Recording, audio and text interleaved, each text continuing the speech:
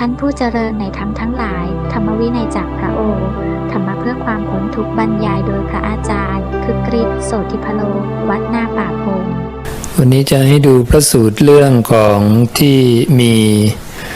คนถามพระศาสดาเรื่องของความเป็นคนดุหรือคนสงบเสงี่ยมนะว่าเป็นอย่างไรนายจันทคามณิเข้าไปเฝ้าพระผู้มีพระภาคถึงที่ประทับถวายบังคมแล้วนั่งณที่ควรส่วนข้างหนึ่งครั้นแล้วได้ทูลถามพระผู้มีพระภาคว่าข้าแต่พระองค์ผู้เจริญอะไรหนอเป็นเหตุเป็นปัจจัยเครื่องให้บุคคลบางคนในโลกนี้ถึงความนับว่าเป็นคนดุ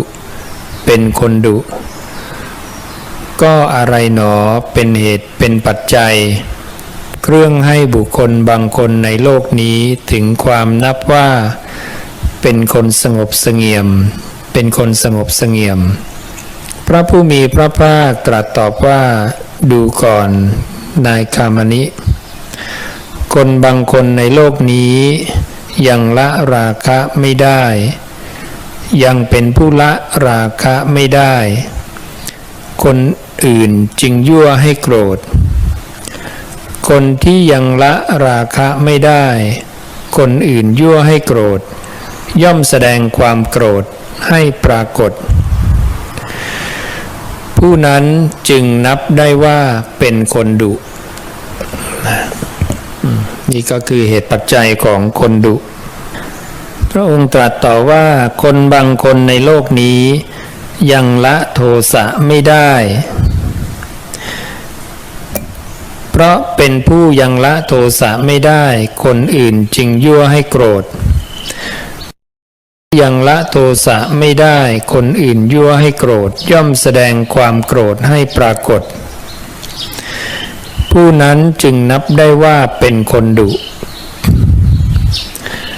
คนบางคนในโลกนี้ยังละโมหะไม่ได้เป็นเพราะเป็นผู้ยังละโมหะไม่ได้คนอื่นจึงยั่วให้โกรธคนที่ยังละโมหะไม่ได้คนอื่น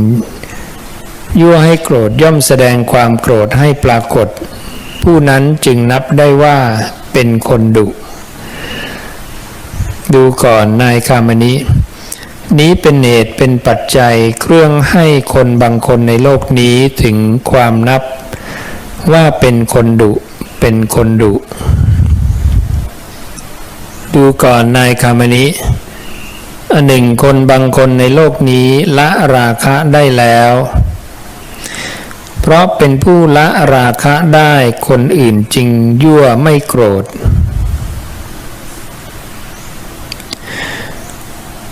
คนที่ละราคะได้แล้วอันคนอื่นยั่วให้โกรธก็ไม่แสดงความโกรธให้ปรากฏผู้นั้นจึงนับได้ว่าเป็นคนสงบเสงี่ยมคนบางคนในโลกนี้ละโทสะได้แล้วเป็นผู้ละโทสะได้แล้วคนอื่นจึงยั่วไม่โกรธคนที่ละโทสะได้แล้วอันคนอื่นยั่วให้โกรธก็ไม่แสดงความโกรธให้ปรากฏผู้นั้นจึงนับได้ว่าเป็นคนสงบเสงี่ยม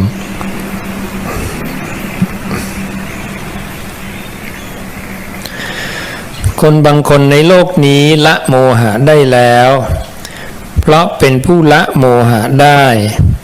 คนอื่นจึงยั่วไม่โกรธ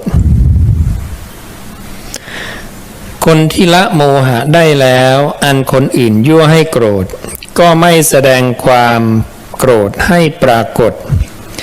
ผู้นั้นจึงนับได้ว่าเป็นคนสงบเสงี่ยมดูก่อนนายคามณินี้เป็นเหตุเป็นปัจจัยเครื่องให้คนบางคนในโลกนี้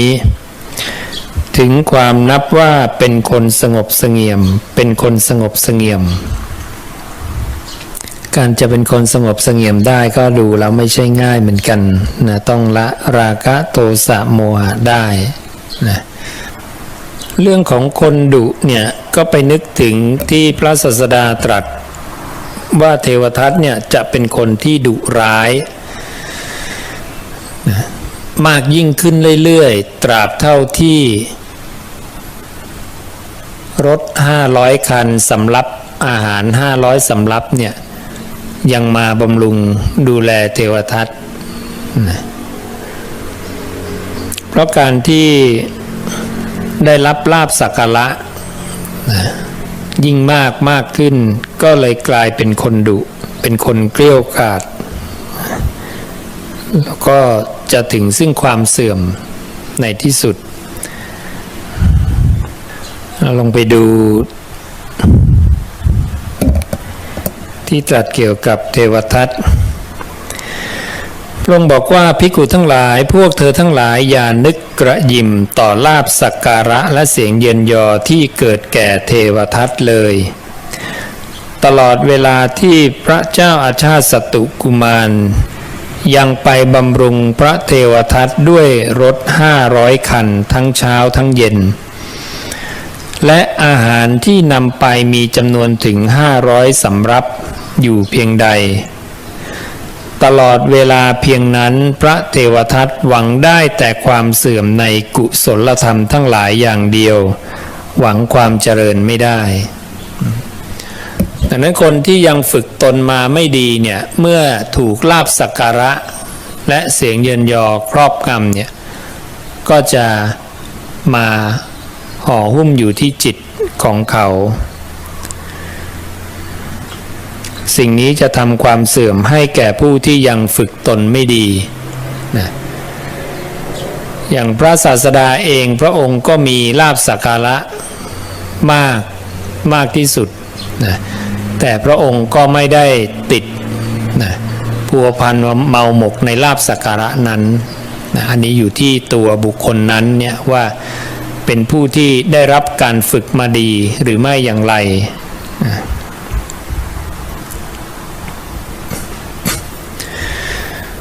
พระองค์บอกว่าภิกขุทั้งหลายใครขยี้ดีสัตว์เข้าที่จมูกของลูกสุนัขตัวดุร้ายลูกสุนัขตัวนั้นก็จะกลับดุยิ่งกว่าเดิม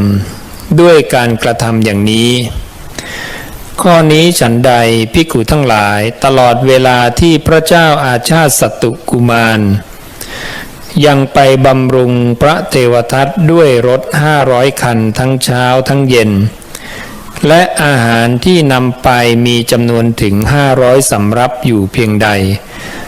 ตลอดเวลาเพียงนั้นพระเทวทัตหวังได้แต่ความเสื่อมในกุศลธรรมทั้งหลายอย่างเดียวหวังความเจริญไม่ได้ฉะนั้น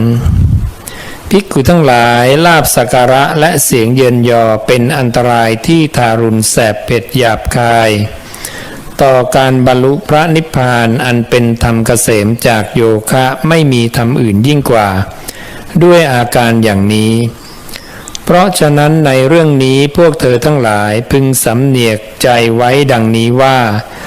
เราทั้งหลายจักไม่เยื่อใยในลาภสักการะและเสียงเยินยอที่เกิดขึ้นอันหนึ่งลาภสักการะและเสียงเยินยอที่เกิดขึ้นแล้วต้องไม่มาห่อหุ้มอยู่ที่จิตของเราภิกขุทั้งหลายพวกเธอทั้งหลายพึงสำเนียกใจไว้อย่างนี้แลตอนนี้สิ่งเหล่านี้ลาภสักการะและเสียงเยินยอเนี่ยมันก็เป็นสิ่งที่เกิดขึ้นได้ในชีวิตของเราอยู่ตลอดเวลานะดังนั้นจะทำอย่างไรพระองค์ก็เลยเตือนว่านะลาภสักการะและเสียงเยินยอที่เกิดขึ้นแล้วนะที่มันเกิดขึ้นแล้วแก่เราเนี่ยนะต้องไม่มาห่อหุ้มอยู่ที่จิตของเราพระองค์บอกอย่างไรอีกตัวพระองค์เองเนี่ยเมื่อก่อนเนี่ยเคยวางจิตไว้อย่างไรเมื่อลาภสักการะและเสียงเยินยอเกิดขึ้นพระองค์ก็มาตั้งจิตไว้ที่เดิมอย่างเช่นวิหารธรรมของพระศาสดาในช่วงจำพรรษาการเนี่ยคืออานาปานสติตลอด3เดือนดังนั้นถ้ามีสิ่งมากระทบลาภสักการะและเสียงเยินยอเกิดขึ้นนะเมื่อรับรู้ จากนั้นพระองค์ก็กลับมาตั้งจิตไว้ที่อานาปานสติเหมือนเดิมแค่นั้นเองนะนั่นคือเราไม่เพลิดเพลินพร่ำสรรเสริญเมาหมกนะอยู่กับการปรุงแต่งในผัสสะที่ได้กระทบมานะภิกขุทั้งหลายลาภสักการะและเสียงเยินยอเป็นอันตรายที่ทารุณแสบเผ็ดหยาบคายต่อการบรรลุพระนิพพานอันเป็นธรรมเกษมจากโยคะไม่มีธรรมอื่นยิ่งกว่าภิกขุทั้งหลายพระเทวทัตถูกลาภสักการะและเสียงเยินยอครอบงำเอาแล้วมีจิตติดแน่นอยู่ในสิ่งนั้นจึงทำลายสงฆ์ภิกขุทั้งหลายเมื่อพระเทวทัตถูกลาภสักการะและเสียงเยินยอครอบงำเอาแล้วมีจิตติดแน่นอยู่ในสิ่งนั้นรากเหง้าแห่งธรรมอันเป็นกุศลของเธอจึงถึงความขาดศูนย์เนี่ยเป็นเหตุให้เกิดผลเสียมากมายนะมีการทำลายสงฆ์ถ้าเป็นภิกขุและรากเหง้าแห่งธรรมอันเป็นกุศลก็ขาดศูนย์ภิกขุทั้งหลายเมื่อพระเทวทัตถูกลาภและสักการะถูกลาภสักการะและเสียงเยินยอครอบงำเอาแล้วมีจิตติดแน่นอยู่ในสิ่งนั้นธรรมอันเป็นตัวกุศลของเธอจึงถึงความขาดศูนย์นะรากเหง้าของกุศลก็ขาดศูนย์ความเป็นกุศลก็ขาดศูนย์ภิกขุทั้งหลายเมื่อเทวทัตถูกลาภสักการะและเสียงเยินยอครอบงำเอาแล้วมีจิตติดแน่นอยู่ในสิ่งนั้นธรรมอันขาวสะอาดของเธอจึงถึงความขาดศูนย์และพระองค์ก็เตือนให้เราไม่มีความเยื่อใยในลาภสักการะและเสียงเยินยอที่เกิดขึ้นตัวลาภสักการะและเสียงเยินยอยังมีโทษอีกนะกลับมาดูในฉบับหลวงเล่มที่16หน้าที่239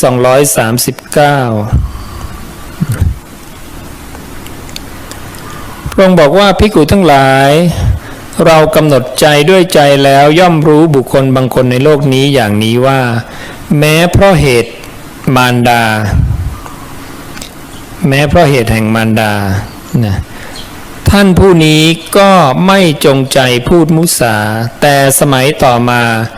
เราเห็นเขาถูกลาภสักการะ และเสียงเยินยอครอบงำย่ำยีจิตแล้วก็กล่าวมุสาทั้งที่รู้ได้ภิกขุทั้งหลายลาภสักการะและชื่อเสียงเป็นอันตรายที่ทารุณแสบเผ็ดหยาบคายต่อการบรรลุพระนิพพานอันเป็นธรรมเกษมจากโยคะไม่มีธรรมอื่นยิ่งกว่าตรงนี้ก็จะมีหลายสำนวน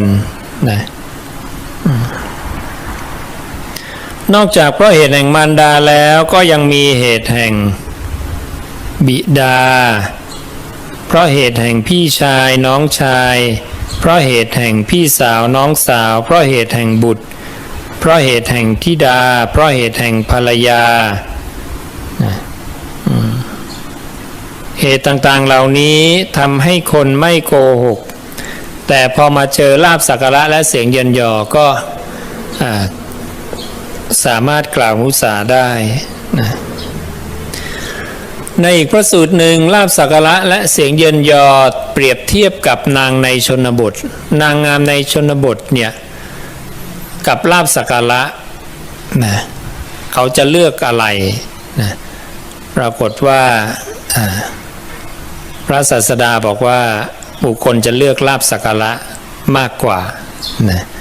มากกว่าหญิงงามในชนบทนะดังนั้นลาภสักการะก็เป็นสิ่งที่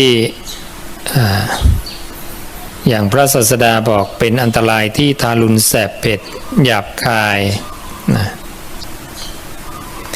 นอกจากนั้นเนี่ยพระศาสดายังมีการเปรียบเทียบนะในกรณีของคนดุร้ายนะกับคนสงบเสงี่ยมนะคนว่าง่าย นะเพราะเกี่ยวกับลาภสักการะด้วยเหมือนกันนะในเรื่องของแม่เจ้าเรือนเวทีกาพระองค์บอกว่าภิกขุทั้งหลายภิกขุบางรูปในธรรมวินัยนี้ก็ฉันนั้นเป็นคนสงบเสงี่ยมจัดเป็นคนอ่อนโยนจัดเป็นคนเรียบร้อยจัดก็เพียงชั่วเวลาที่ยังไม่ได้กระทบด้วยคำอันไม่เป็นที่พอใจเท่านั้นก็ไม่มีผัสสะมากระทบอ่ะนะภิกขุทั้งหลายก็เมื่อใดเธอกระทบถ้อยคำอันไม่เป็นที่พอใจเข้า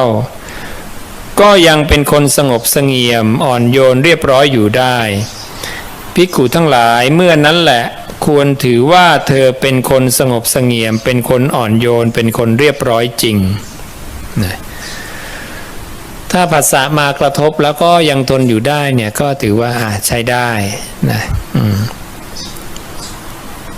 แล้วก็อีกประเด็นหนึ่งเรื่องของความว่าง่ายภิกขุทั้งหลายเราไม่เรียกภิกขุรูปที่เป็นคนว่าง่ายถึงความเป็นคนว่าง่ายเพราะเหตุได้จีวรบิณฑบาตเสนาสนะคิลานะปัจจัยเภสัชบริขารว่าเป็นคนว่าง่ายเลยนะภิกขุบางรูปเป็นคนว่าง่ายเพราะว่าได้เอกลาภปัจจัยนะก็เลยเป็นคนว่าง่ายนะ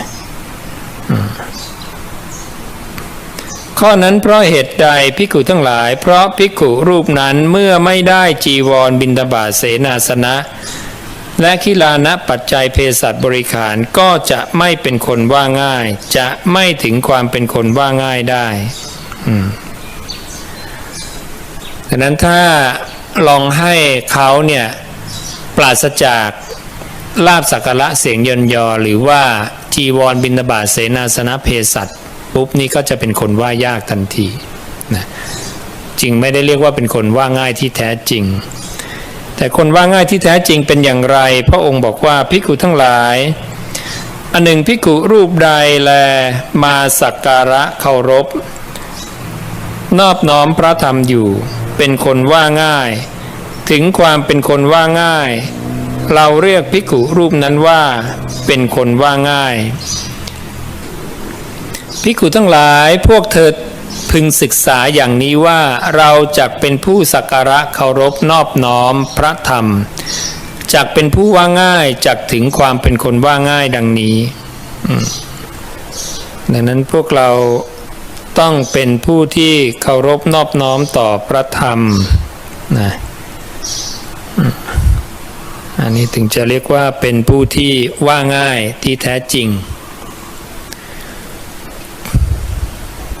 คนเคารพธรรมยำเกรงพระธรรมก็จะมีความเกรงใจมีความเคารพนะ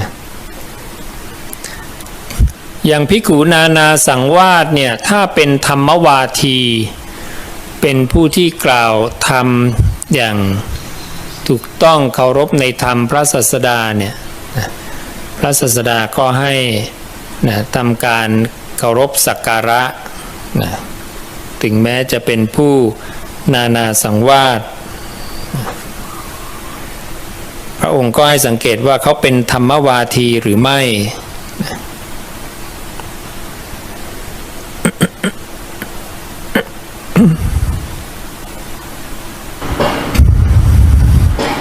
พระศาสดาเล่าถึงอดีตชาติของพวกเราทุกคนเนี่ยได้เคย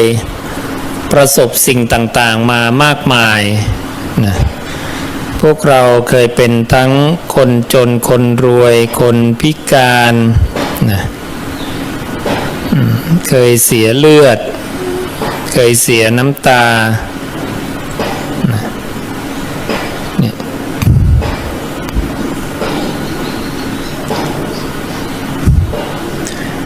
พระองค์บอกว่าภิกขุทั้งหลายสงสารนี้กำหนดที่สุดเบื้องต้นเบื้องปลายไม่ได้เมื่อเหล่าสัตว์ผู้มีอวิชชาเป็นเครื่องกั้นมีตัณหาเป็นเครื่องผูกท่องเที่ยวไปมาอยู่ ที่สุดเบื้องต้นย่อมไม่ปรากฏเธอทั้งหลายเห็น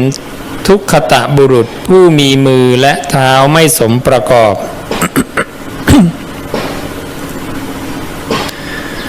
พึงลงสันนิษฐานในบุคคลนี้ว่าเราทั้งหลายก็เคยเสวยทุกข์เห็นปานนี้มาแล้วโดยกาลนานนี้เคยเป็นอะไรมาอีกเคยมีความสุขเธอทั้งหลายเห็นบุคคลผู้เพียบพร้อมด้วยความสุขมีบริวารคอยรับใช้พึงลงสันนิษฐานในบุคคลนี้ว่าเธอทั้งหลายก็เคยเสวยสุขเห็นปานนี้มาแล้วโดยกาลนานนี้พระองค์บอกว่าโลหิตที่หลั่งไหลออกของพวกเธอผู้ท่องเที่ยวไปมาซึ่งถูกตัดศีรษะโดยกาลนานนี้กับน้ำในมหาสมุทรทั้งสี่สิ่งไหนจะมากกว่ากันโลหิตที่ไหลออกเพราะเราเคยถูกตัดศีรษะน่ากลัวมากนะ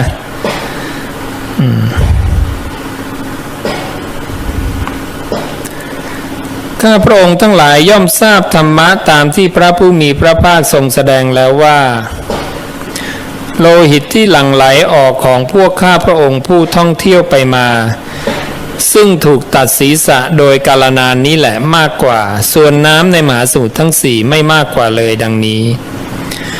ภิกขุทั้งหลายสาธุสาธุ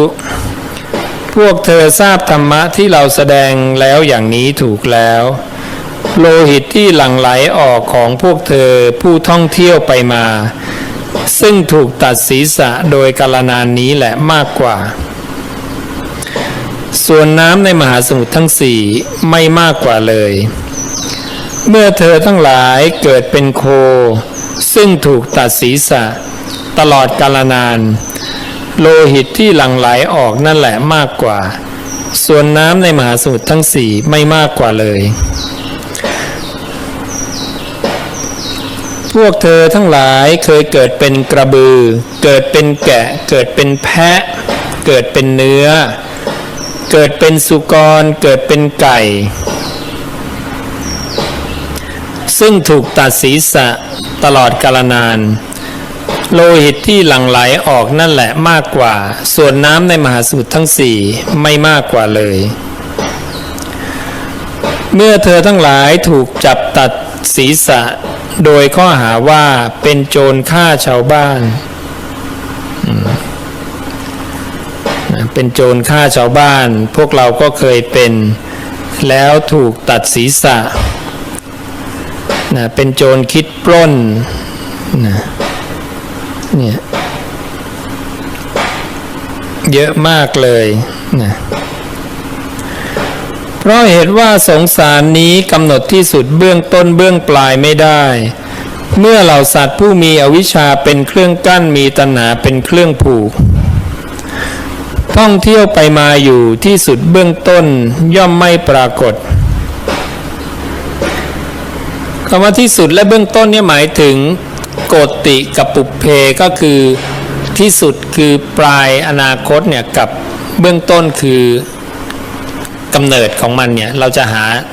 จุดกำเนิดเนี่ยนะหาไม่ได้ไม่ใช่ที่สุดของเบื้องต้นอย่างเดียวนะก็คือทั้งหัวทั้งท้าย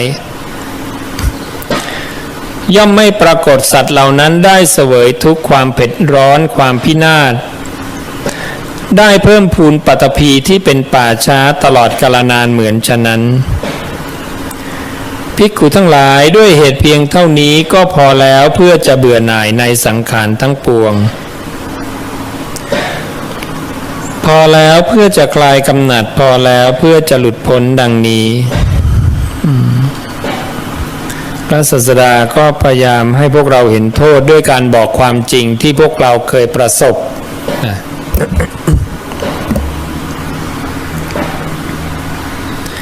และสิ่งเหล่านี้เราก็ต้องประสบต่อไปอีกเพราะว่าการเกิดแก่เจ็บตายนั้นไม่ได้จบเพียงชาตินี้นะจะมีชาติต่อไปอีกเรื่อยๆนะและชาติต่อไปที่จะ เราจะได้เกิดเนี่ย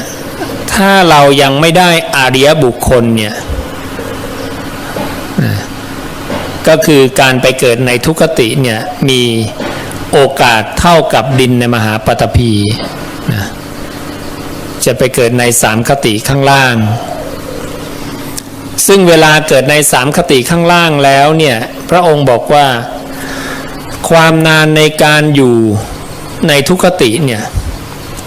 เต่าตาบอดเจอแอกไม้ไผ่ครั้งหนึ่งเนี่ยยังเร็วเสียกว่า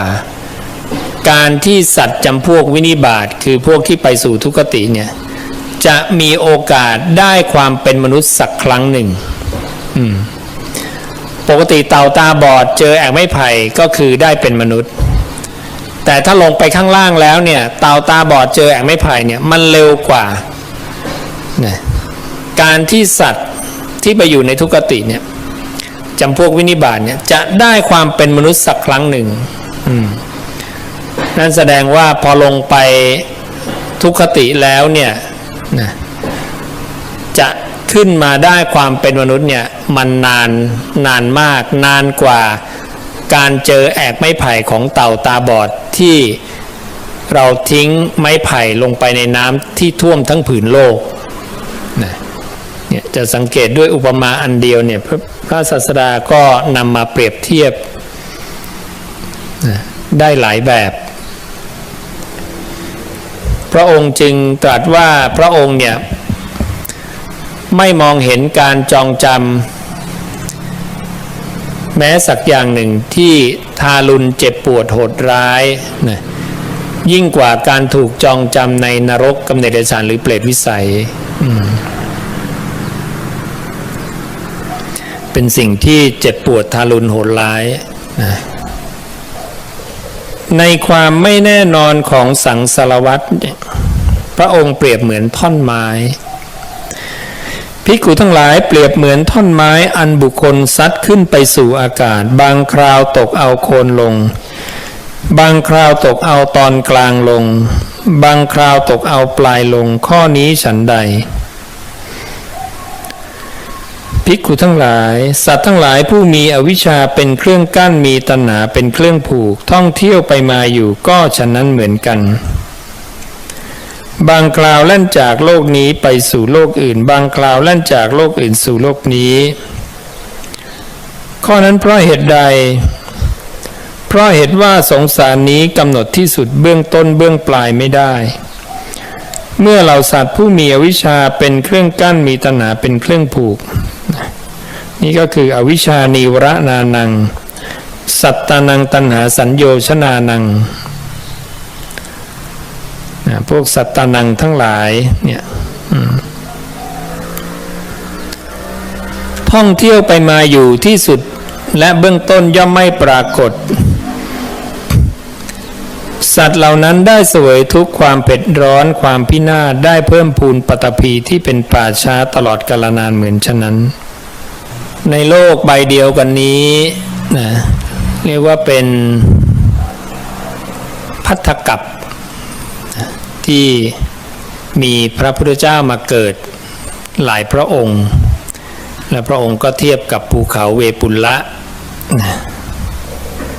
ภิกขุทั้งหลายเรื่องเคยมีมาแล้วเวปุลละบรรพตนี้มีชื่อว่าปาจีนวังสะปัจจุบันภูเขาเวปุลละเนี่ยแต่ก่อนชื่อปาจีนวังสะสมัยนั้นแลหมู่มนุษย์มีชื่อว่าติวราหมู่มนุษย์ชื่อติวรามีอายุประมาณ 40,000 ปีหมู่มนุษย์ชื่อติวราขึ้นปาจีนวังสะบรรพตเป็นเวลา4 วันลงก็เป็นเวลา4 วันสมัยนั้นพระผู้มีพระภาคอรหันตสัมมาสัมพุทธะพระนามว่ากะกุสันทะเสด็จอุบัติขึ้นในโลกพระผู้มีพระภาคอรหันตสัมมาสัมพุทธะพระนามว่ากะกุสันทะมีพระสาวกคู่หนึ่งเป็นคู่เลิศเป็นคู่เจริญชื่อว่าวิทูระและสัญชีวะภิกขุทั้งหลายพวกเธอทั้งหลายจงดูเถิดชื่อแห่งภูเขานี้นั้นแหละอันตรธานไปแล้ว มนุษย์เหล่านั้นกระทำกาละไปแล้วพระผู้มีพระภาคพระองค์นั้นก็ปรินิพพานแล้ว สังขารทั้งหลายไม่เที่ยงอย่างนี้สังขารทั้งหลายไม่ยั่งยืนอย่างนี้สังขารทั้งหลายเป็นสิ่งที่หวังอะไรไม่ได้อย่างนี้ไม่รู้เดิมณที่นี้เป็นอะไรนะถ้าเราดูอดีตย้อนไปได้ก็คงจะบอกได้ว่าเคยเป็นเมืองอย่างนี้เคยเป็นอย่างนี้อย่างนี้นะผู้คนยุคนั้นก็ล้มหายตายจากกันไปหมดแล้วนี่ถือว่าพระองค์ย้อนไปนานมากนะแต่ก็ยังอยู่ภายในหนึ่งกัปนะก็ยังถือว่ายังพยานพระองค์ยังไปอีกเยอะมากเลยพระองค์ไปได้จนแบบนับกัปไม่ถ้วนนั่นแหละนะนี่เพียงแค่กัปเดียวแต่ย้อนไปถึงยุคมนุษย์อายุ 40,000 ปีในโลกใบเดียวกันนี้นะแต่ถ้ากัปล่มสลายเนี่ยโลกคนละใบแล้วนะแต่นี่กัปยังไม่ล่มสลายระบบดวงจันทร์ดวงอาทิตย์ยังไม่ล่มสลายเพราะมันจะมีช่วงที่กัปล่มสลายเนี่ยดวงจันทร์ดวงอาทิตย์เนี่ยพังหมดแล้วจะเหลือแต่น้ำนะในจักรวาลนี้พระองค์บอกว่าเป็นน้ำทั้งหมดนะแล้วก็อยู่ตลอดการยาวนานเลยแล้วก็สักระยะหนึ่งก็ค่อยๆเปลี่ยนนะจนกระทั่งมีการกำเนิดโลกอีกครั้งหนึ่งนะพระองค์ก็เล่าไว้โดยละเอียดในพระสูตรถ้าเราคีย์คำว่าง้วนดินเข้าไปนะก็จะได้อ่านพระสูตรนี้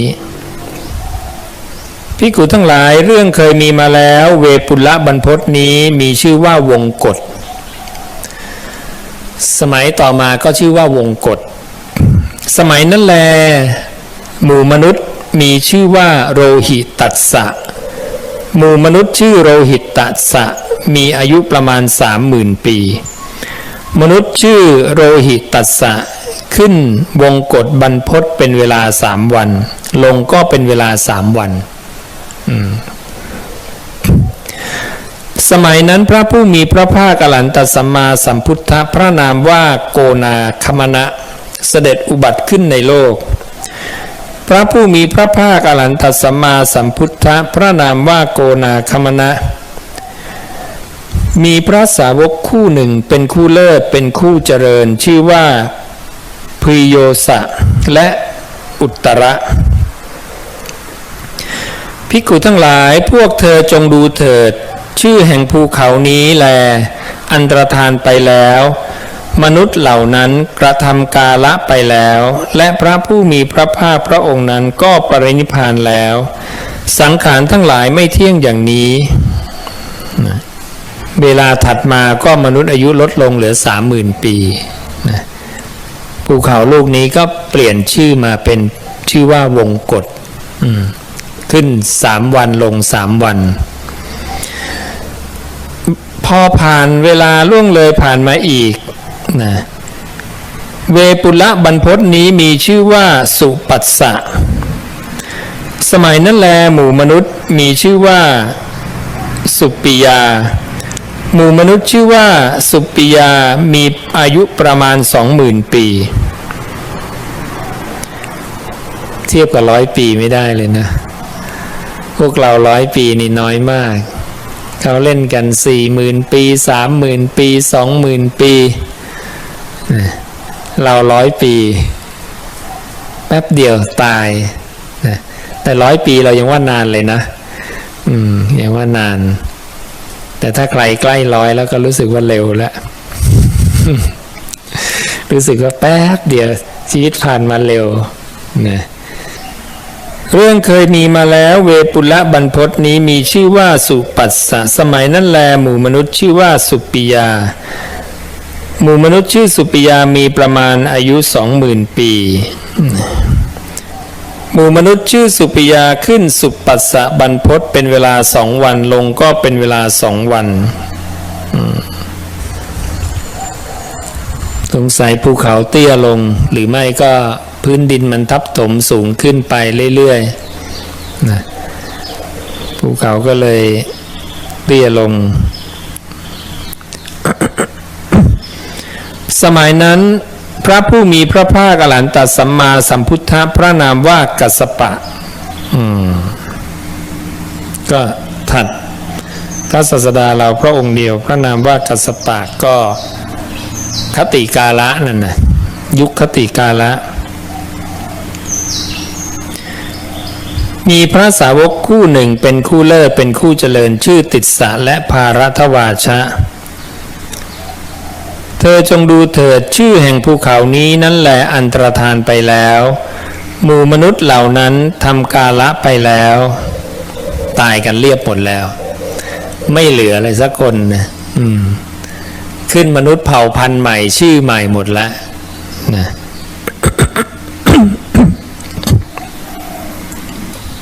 พระผู้มีพระภาคพระองค์นั้นก็ปรินิพพานแล้วสังขารทั้งหลายไม่เที่ยงอย่างนี้ไม่ยั่งยืนอย่างนี้หวังอะไรไม่ได้อย่างนี้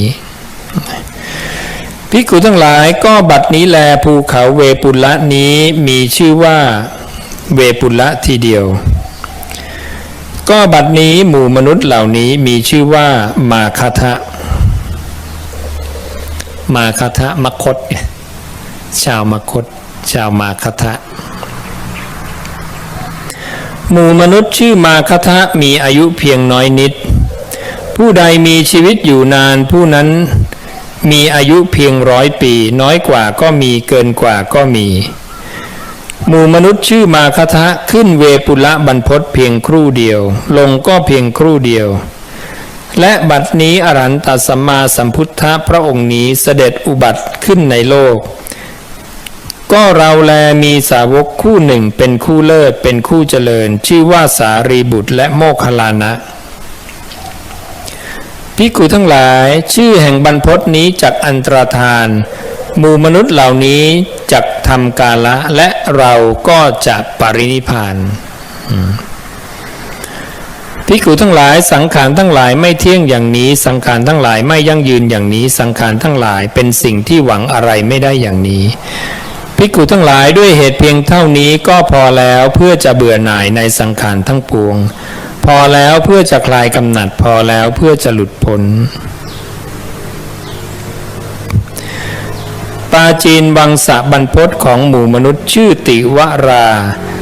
วงกฏบรรพตของหมู่มนุษย์ชื่อโรหิตตัสสะสุปัสสะบรรพตของหมู่มนุษย์ชื่อสุปิยาและเวปุละบรรพตของหมู่มนุษย์ชื่อมาคทะภูเขาลูกเดียวกันหมดนี่ภูเขาลูกนี้อยู่4 ยุคเลยนะ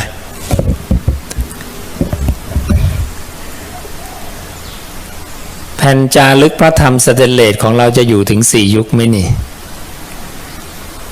อยู่ให้ถึงมนุษย์อายุ10 ปีเลยนะแล้วก็ยืดไปจนถึงเนี่ยเท่าไหร่ดีล่ะคงไม่ถึงพระพุทธเจ้าองค์หน้าเพราะว่าต้องทั้งหมดต้องอันตรธานก่อนนะคงจะอันตรธานด้วยเหตุปัจจัยอย่างใดอย่างหนึ่งแล้วก็พระศาสดาก็เริ่มนะที่จะตรัสรู้ธรรมนี้ด้วยตนเองอีกครั้งหนึ่งนะเราก็พยายามประดิษฐานพระธรรมให้ยั่งยืนนะเพราะตัวเราไม่ยั่งยืนเราก็ยืดอายุพระธรรมด้วย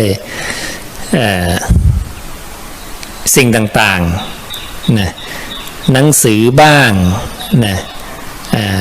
เข้าไปในอินเทอร์เน็ตบ้างนะเทคโนโลยีปัจจุบันนะใช้แผ่นโลหะบ้างที่ว่าเป็นวัสดุที่คนยุคนั้นๆเห็นว่าแข็งแรงนะในยุคก่อนก็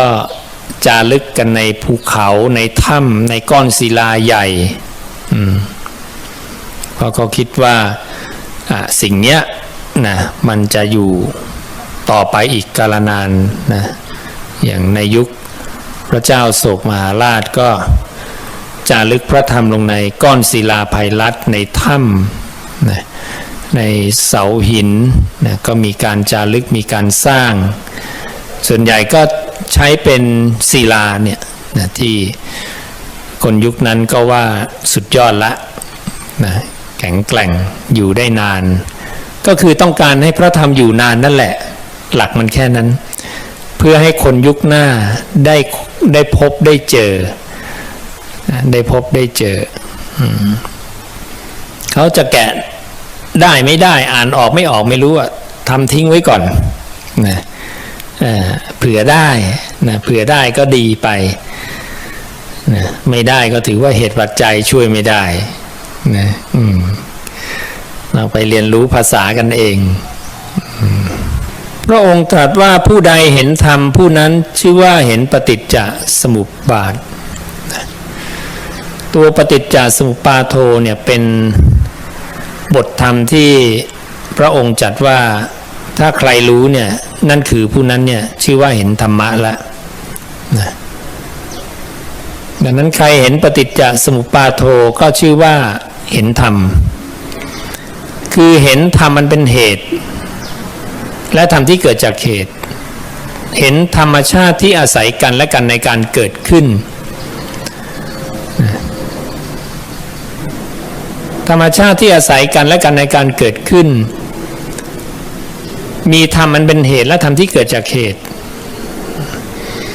และธรรมชาติที่อาศัยกันและกันในการดับไปถ้าเหตุดับธรรมนี้ก็จะดับลักษณะอย่างเนี้ยเรียกปฏิจจสมุปบาโทและธรรมชาติเหล่านี้ก็คือเรื่องเกี่ยวกับตัวเราของเรานี่แหละไม่ได้เกี่ยวกับ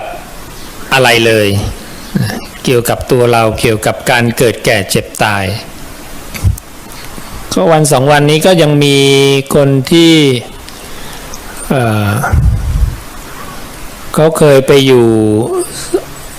สำนักแบบลัทธินั้นลัทธินี้อะไรอย่างเงี้ยก็ยังมีนะก็ไปอยู่มาเป็น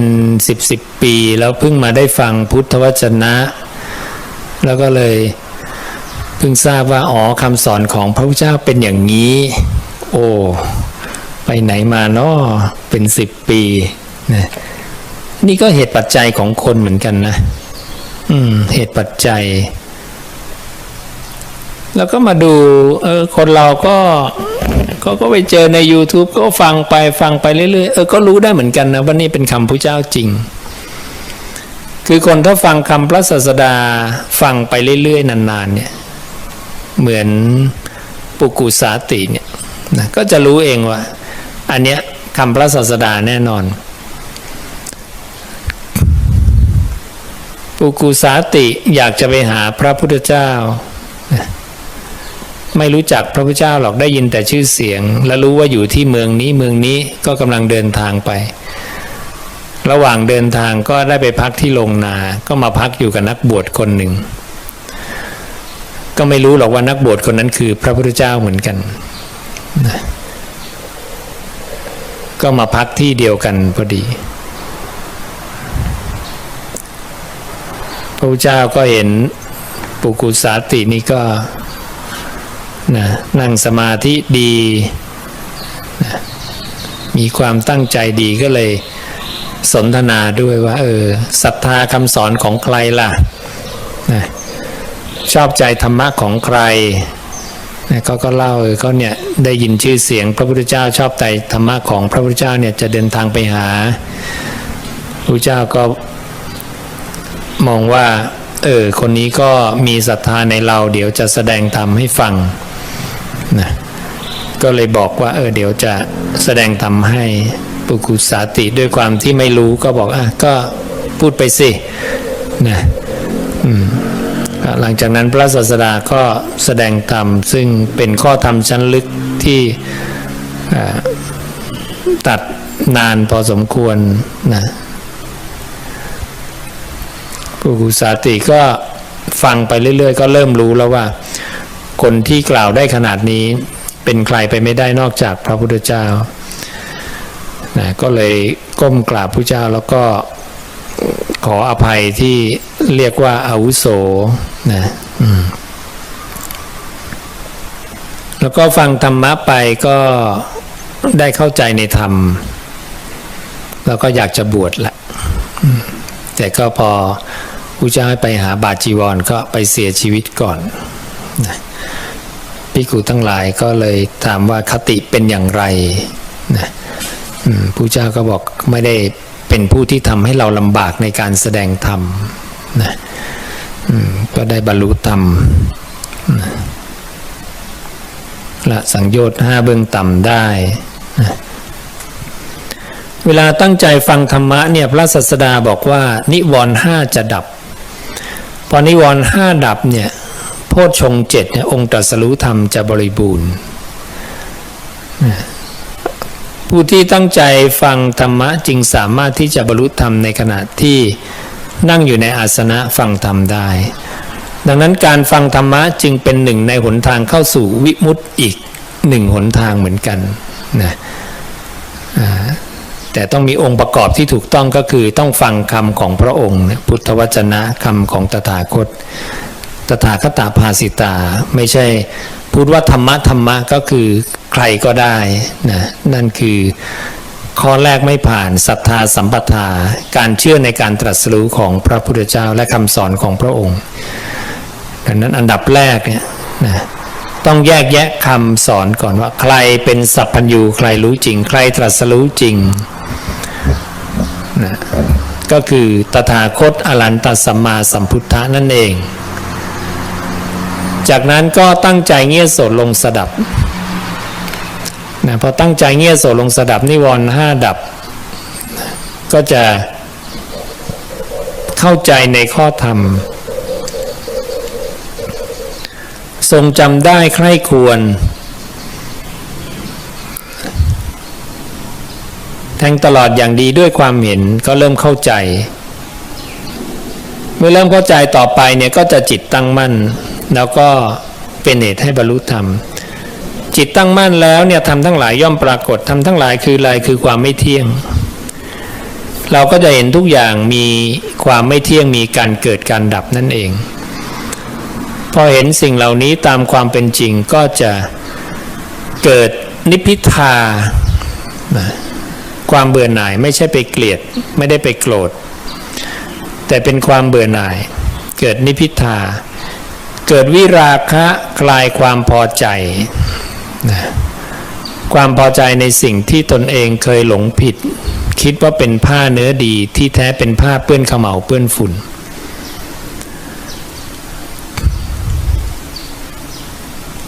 เกิดโวสักขะ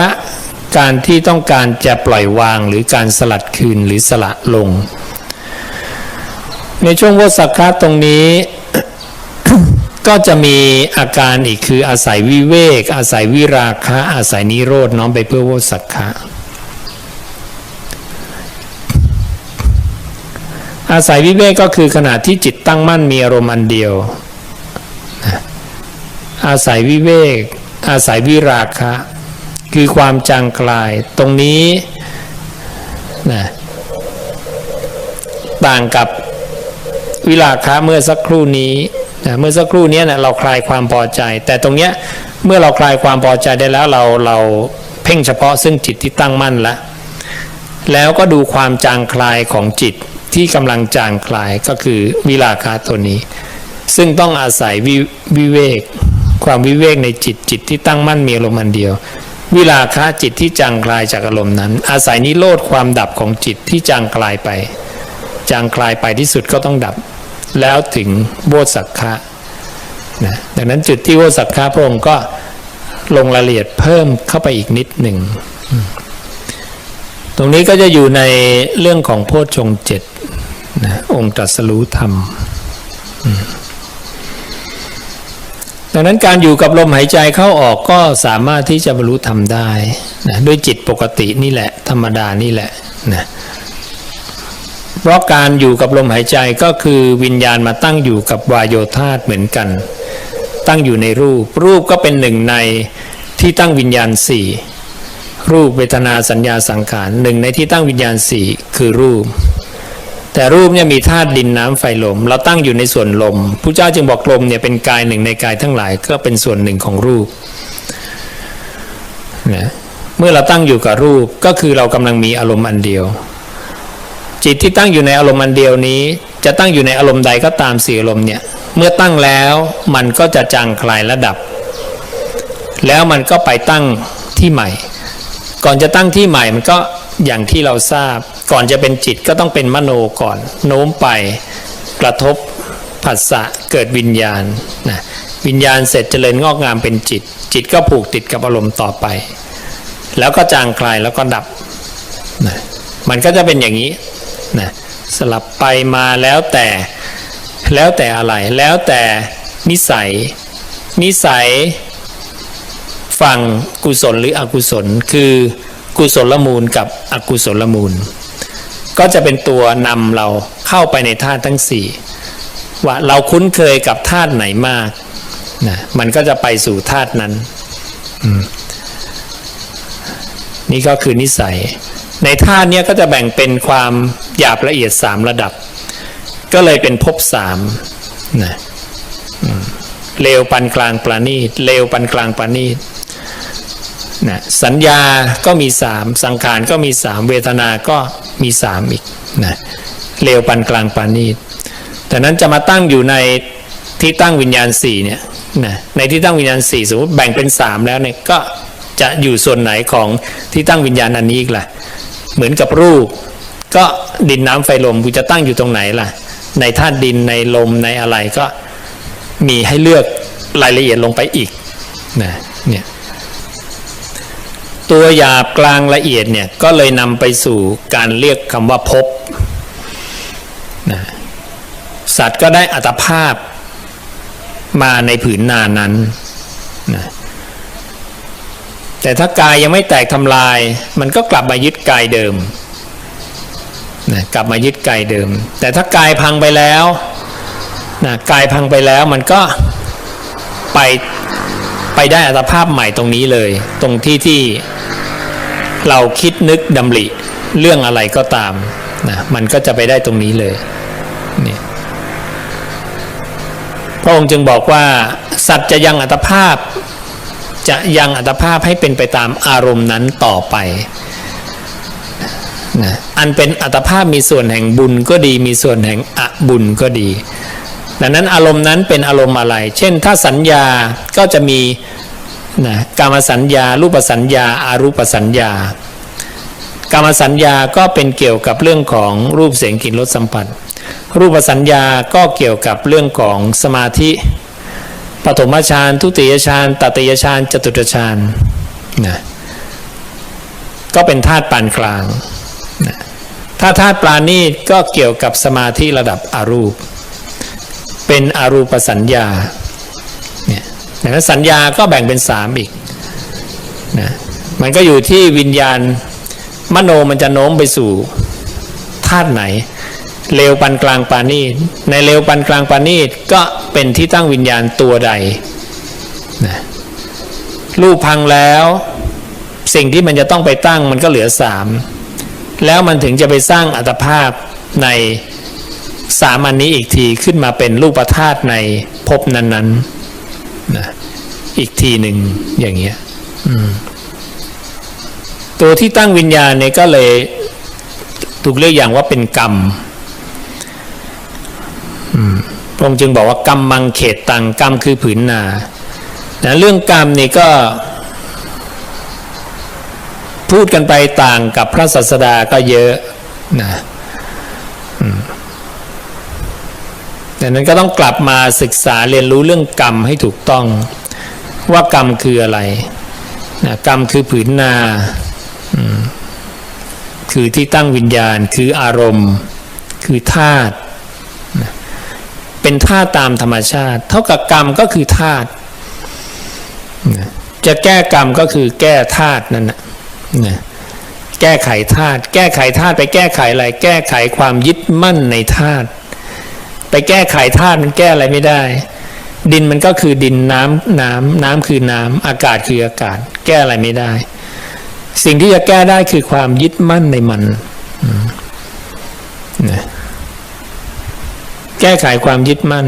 นั่นแหละวิธีแก้กรรมแก้เครื่องผูกเครื่องผูกทำให้เราผูกติดนะอันนั้นแหละเป็นสิ่งที่เราต้องแก้ไขเครื่องผูกก็เลยถูกเรียกว่าสังโยชน์ ก็เลยมีการเปรียบกุมารกุมารีกับเรือนน้อยๆนะดังนั้นกุมารกุมารีก็อย่างหนึ่งเรือนน้อยๆก็อย่างหนึ่งนะผูกติดกันด้วยเครื่องผูกคือความพอใจแต่นั้นพอเรือนน้อยๆพังกุมารกุมารีก็เศร้าทั้งที่คนละตัวกันนะแต่เป็นเพราะฉันทราคะความพอใจนะดังนั้นการทำลายเนี่ยพระองค์ให้ทำลายเครื่องผูกเชือกเครื่องผูกเครื่องร้อยรัดไม่ต้องไปทำลายตัวธาตุดังนั้นเราจะเห็นว่าทำไมคนที่ฆ่าตัวตายไปอดข้าวอดน้ำถึงผิดพระเจ้าบอกมิจฉาทิฏฐิเข้าใจผิดนะไปทำลายผิดตัวไม่ได้ทำลายเครื่องผูกเห็นนะทำลายกิเลสผิดตัวดังนั้นก็จะมีสมณพราหมณ์หลายเหล่าที่ทำลายกิเลสผิดตัว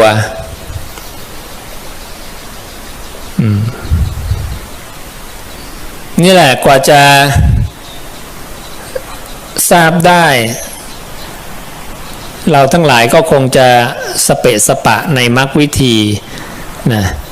แสวงหาไปเรื่อยๆแล้วก็มองไม่เห็นภาพรวมว่าภาพรวมมันเป็นยังไงอะไรมันเป็นยังไงแต่พอมาศึกษาพุทธวจนะแล้วก็จะเข้าใจก็คำศาสดาเราเองแค่นั้นเองเพราะเราไปตั้งกำแพงซะสูงลิบลิ่วว่าคำศาสดาเนี่ยคงจะลึกเกินสูงเกินไกลเกินนะไปคิดซะอย่างนั้นแล้วก็ทำตัวห่างพระศาสดาห่างพุทธวจนะก็เลยยิ่งไม่เข้าใจเลยนะยิ่งห่างก็ยิ่งไม่เข้าใจไม่รู้เรื่องเลยขนาดใกล้ชิดศึกษาอ่านฟังประจำก็ยังต้องใช้เวลาพอสมควรยิ่งห่างไปก็ยิ่งเสร็จเลยไม่รู้เรื่องพระองค์จึงให้ฟังคำตถาคตเนืองๆฟังเนืองๆต่อไปก็จะคล่องปากขึ้นใจแทงตลอดอย่างดีด้วยความเห็นมาดูตัวเราเองแต่ก่อนเราก็งงนะเราก็มันยังไงอะไรยังไงมองไม่เข้าใจก็วิ่งหามรรควิธีนั้นโน้นนี้ไปเรื่อยๆแสวงหาครูอาจารย์ไปเรื่อยๆองค์นั้นก็บอกอันนี้ดีนี่ก็บอกอันนั้นดีแล้วมาตรฐานคืออะไรนะทั้งที่คำพระศาสดาก็มีเป็นมาตรฐานแต่เราไม่ทราบก็กลับเข้ามาสู่มาตรฐานของพระศาสดาพุทธวจนะแล้วเราก็จะได้เข้าใจภาพรวมทั้งหมดทีนี้จะมองง่ายเลยอะไรถูกอะไรผิดอะไรดีไม่ดีอะไรใช่ไม่ใช่นะก็จะเข้าใจหมดมีมาตรฐานเครื่องวัดสอบที่ถูกต้องชัดเจนวันนี้ก็ฝากข้อธรรมให้กับพวกเราไว้เพียงเท่านี้ก็พยายามตั้งใจภาวนากันสุดท้ายนี้ก็ขออนุโมทนากับพวกเราทุกคนที่ได้มาสั่งสมสุตตะในคำของตถาคตมากระทำกิจเนื่องด้วยการฟังกระทำกิจเนื่องด้วยความเป็นผู้หูสูตรแทงตลอดอย่างดีด้วยทิฏฐิรวมทั้งผู้ที่รับชมรับฟังอยู่ทางบ้านและทุกๆสถานที่ทั้งในประเทศและต่างประเทศก็ขอให้เป็นเหตุเป็นปัจจัยพวกเราได้รับอานิสงส์ตามที่พระศาสดาได้ทรงบัญญัติไว้คือเป็นผู้ไปทางเจริญไม่ไปทางเสื่อมถึงความเจริญอย่างเดียวไม่ถึงความเสื่อมและได้ความเป็นโสดาบันสำเร็จมรรคผลนิพพานในอนาคตการอันใกล้โดยทั่วกันทุกท่านทุกคนเทอญ อนุโมทนาสา